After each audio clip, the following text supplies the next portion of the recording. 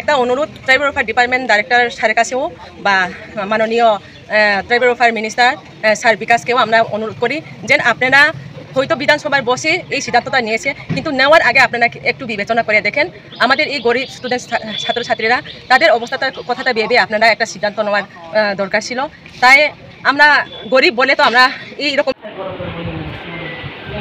আগে তো 2004 বস চালু চালু তারপরে 2025 বছর abon iskanto kontonen pasang nanti dari evaluasi progres nanya sistem fluid. Abri kamu kita mereka desomo kelas kalau ini boleh habis kamu kan waktu itu untuk batu kana dia kelas kalau kontonen desane lo evaluasi sama itu tes mari naik. Mungkin aku nontono je aku tadi from mana naik, aku tadi oke from Salman naik, aku tadi exam mari naik sana. Abo moteo 29 tarik result out kona abo JTS ne uni aro ulek kona ko nge 29 tarik tong jo to kadan kana tha 29 tarik result out kheya am par 4 tarik je na he beta thong to chi notice ta ka kumar ka dekho school 4 tarik ose result out na ha tini unsia nge garden ro jo to phero bhai 4 tarik chi result nai tha to 4 tarik result nya sa nge no sab bullying ko din sa ha Sama compresse respon tahu kok sampai airport sampai itu cuma kok paigana aja airport sana airport kok paigana kau sana airport sana kali ini airport char tung 4 tarik thangye tung result maya engka tu notice kuno dia ya dosa engka hothat ate 11 tarik result bai khu ha itu ya lalu Rajasthan saja nanu phone kaya अच्छा ini kira Noma, itu kan sudah. Noma pun kayak sekarang aja, Malaysia, Malaysia. Barulah,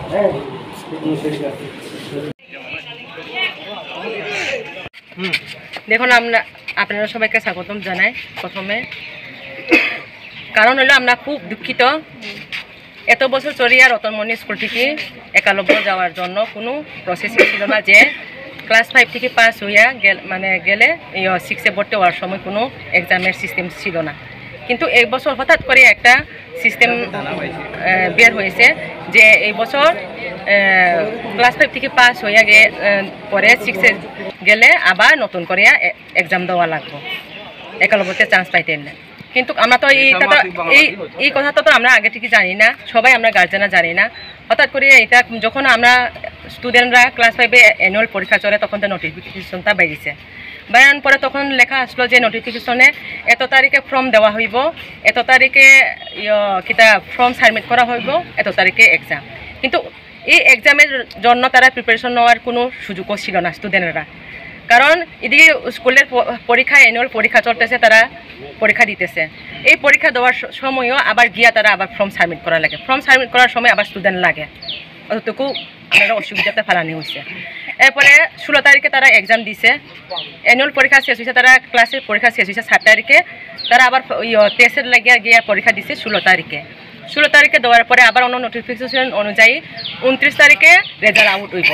29 তারিখে result out হইব হয়ে লেখা আছে, এই অনুযায়ী আমরা 29 তারিখে সবাই গেলাম কুমারঘাট একালব্য স্কুলে রেজাল্ট লওয়ার লাগে। কোন মাসে 29 তারিখে? মার্চ মাসে। কিন্তু তখনও রেজাল্ট আউট হয়নি, যেটা একটা দেড়টার সময় তখন নোটিশ বোর্ডে টাঙ্গানো হইল আজকে রেজাল্ট আউট হইতো না, ওই 4 তারিখ এপ্রিল 4 তারিখে রেজাল্ট আউট হইব। আমরা আবার সবাই অবহেলা করে আমরা গার্জেনে ফিরিয়ে আইলাম। ফিরে যাওয়ার পরে আবার আচ্ছা কোনো অসুবিধা হইতে পারে ডিপার্টমেন্টে বা কোনো অথরিটিতে কোনো কিছু প্রবলেম হইতে পারে, এর জন্য এরকম মানে হইতে পারে। আমরা সেই অনুযায়ী মেনিয়া সবাই চলে এলাম। আবার 4 তারিখে নোটিশ অনুযায়ী আমরা গিয়া সবাই গার্জেনরা উপস্থিত হইলাম রেজাল্ট দেখার জন্য, কিন্তু 4 তারিখেও এপ্রিল 4 তারিখেও গিয়েও আমরা রেজাল্টটা পাইনি।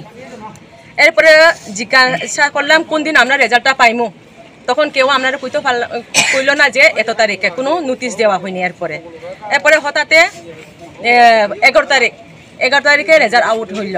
11 তারিখে রেজাল্ট আউট হওয়ার পরে দেখলাম যে রতনমণি স্কুল থেকে অনেকজন মানে কয়েকজন ছাত্র মানে মানে পরীক্ষা পাস করিয়া তারা অন্য চান্স পাইছে কয়ে দেখলাম, আর অনেকজন বঞ্চিত হইল। 40 জন মতন স্টুডেন্ট মানে বঞ্চিত হয়ে গেল, মানে কোনো চান্স পাইল না। এখন আমরা চাই সরকারের কাছে বা ডিপার্টমেন্ট কাছে, ট্রাইবেল ওয়েলফেয়ার ডিপার্টমেন্ট কাছ থেকে আমরা অনুরোধ রইল যে আগে যেরকম সিস্টেম আসলো সেই সিস্টেমে পরিচালনা করা হোক, না হয়তো এই রতনমণি স্কুল মতন 3টা আরও স্কুল আছে আশ্রম স্কুল, সেই স্কুলটারে আপডেট করিয়া ক্লাস 2 পর্যন্ত করে দাও। এই বছরে যারা বঞ্চিত হয়েছে আমরা স্কুলে মানে এই কাঞ্চনপুর রতনমণি স্কুলের 40 জন স্টুডেন্ট ছাত্রছাত্রীরা এখন তারা কই যাইব, তারা কোথায় ভর্তি হবে, তারা কিভাবে পড়াশোনা করবে, তাদের জীবনের জন্য কে দায়? আমরা গার্জেনরা তো গরিব বলে এই সুযোগটা পেয়েছি বলে আমরা খুব খুশি ছিলাম আগে থেকে, কিন্তু এখন হঠাৎ করে আমরা এই 3 বছরের জন্য ফ্রি স্কুলটা পেয়ে আমরা আমাদের পক্ষে কোনো লাভ নেই। এই কারণে আমরা একটা অনুরোধ ট্রাইবেল ওয়েলফেয়ার ডিপার্টমেন্ট ডাইরেক্টর স্যারের কাছেও বা মাননীয় ট্রাইবেল ওয়েলফেয়ার মিনিস্টার স্যার বিকাশকেও আমরা অনুরোধ করি যে আপনারা হয়তো বিধানসভার বসে এই সিদ্ধান্তটা নিয়েছে, কিন্তু নেওয়ার আগে আপনারা একটু বিবেচনা করে দেখেন আমাদের এই গরিব স্টুডেন্ট ছাত্রছাত্রীরা তাদের অবস্থাটার কথাটা ভেবে আপনারা একটা সিদ্ধান্ত নেওয়ার দরকার ছিল। তাই আমরা গরিব বলে তো আমরা এইরকম ফ্রি স্কুলে দিতেছি।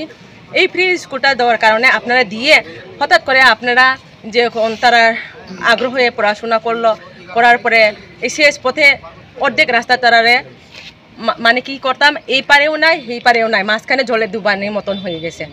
এই দুবানিটা আমরা দোষ না আপনারা সিদ্ধান্ত নেওয়ার সময় দোষ, আপনারা একটু বিবেচনা করে দেখেন।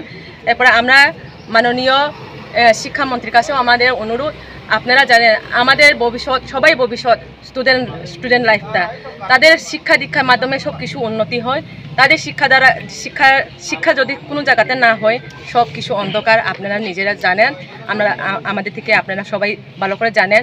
তাই আমাদের অনুরোধ আপনারা একটু দয়া করে আমাদেরকে বিপদে ফেলবেন না, আমাদেরকে এই বিপদ থেকে উদ্ধার করুন। এতটুকু, সবাইকে ধন্যবাদ, নমস্কার। হ্যাঁ, রতনমণি স্কুলটা করছিলেন, তখন আপনারা কি ব্যাপারে করছিলেন?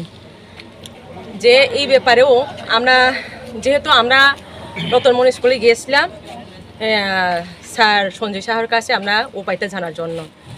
আমরা জানি তাইনে রতনমণি স্কুল প্রিন্সিপাল, এর মধ্যেও আমরা আবার জানি যে তাইনে একজন ট্রাইবেল ওয়েলফেয়ার ডিপার্টমেন্টের মেম্বার আছে।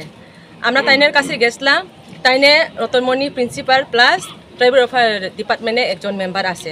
তাই ট্রাইবেল ওয়েলফেয়ার ডিপার্টমেন্টের মেম্বার অনুযায়ী তাইনের কাছ থেকে আমরা উপায়টা জানতে গিয়েছিলাম যে স্যার আপনারা তো জানেন আপনারা কিভাবে কি হয় বা না হয়, কিভাবে কোন সময় কি হবে না হবে আপনাদের কাছে তো নিশ্চয়ই জানা আছে। তো জানা যদি থাকে তো আপনারা কেন আমাদেরকে বলেননি যে এই বছর এইভাবে হবে?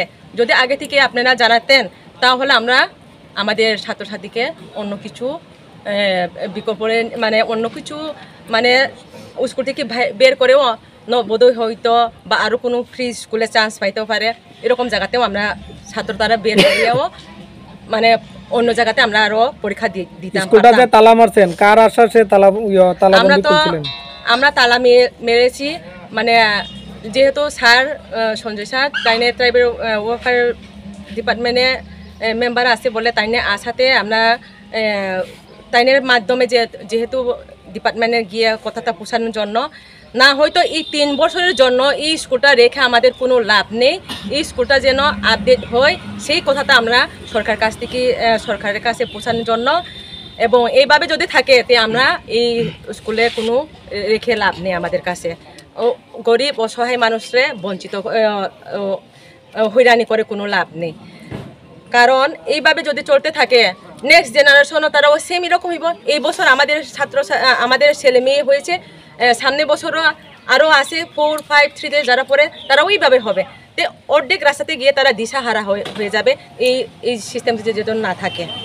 সেই কারণে তখন আমরা যে সময় তালা দিয়েছিলাম তখন ডিসিএম স্যার এই এসডিএম অফিস থেকে ডিসিএম স্যার গিয়েছিল, যাওয়ার পরে আমরা তালাটা খুলেছি।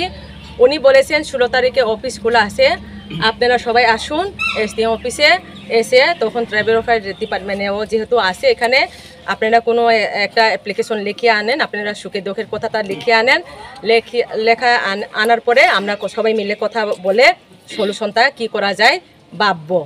এই কারণে আমরা আবার আজকে এখানে এসেছি, আসার পরে আমরা কাগজটি এনেছি, লিখে এনেছি, এসডিএম রে পাইছেন ডিসিএম রে পাইছেন ডিসিএমও নেই এখন আমরা নেই তাই নিয়ে মিটিংয়ে গেছে ওখানে আমাদেরকে কথা দেওয়া হয়েছে তাই নিয়ে মিটিংয়ের পরে এখানে আসবেন আবার তাদের সাথে কথা কওয়ার জন্য আমাদেরকে এখন আবার আশ্বাস দেওয়া হয়েছে কিন্তু আমরা আইনকে অমান্য করি না আইনকে যথেষ্ট সম্মান করি আমরা আইনের মতন চলতেছি আমরা ধৈর্য সহ্য করে সব কিছু চলতেছি সেই কারণে আমরা আইনকে অমান্য করে যাব না আইনের প্রশাসনে যে কথাটি দিয়েছি প্রশাসনে কথার মতো আমরা চলতেছি যদি না হয় আমরা এখনও অপেক্ষা করব স্যার যতক্ষণ আসছে না ততক্ষণ আমরা এখানে উপস্থিত থাকব স্যার আসবে ওনার সাথে কথা বলে আমরা এখান থেকে চলে যাব উনি কি বলেন না বলেন সেই অপেক্ষা আমরা এখন এখানে আসি